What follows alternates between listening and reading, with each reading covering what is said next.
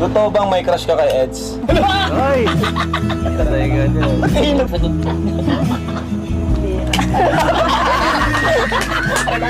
Totoo ba naramdaman mo kay Biancy?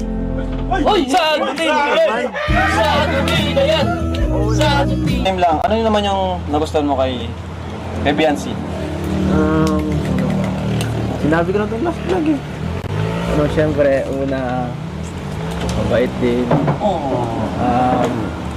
Maalaga.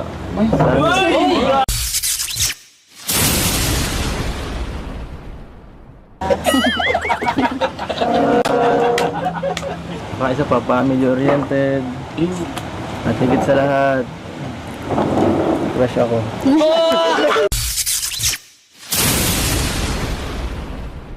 Medyo mabigat ito, bro. Ayan. Number 3, Eds, naka-move on ka na ba sa dati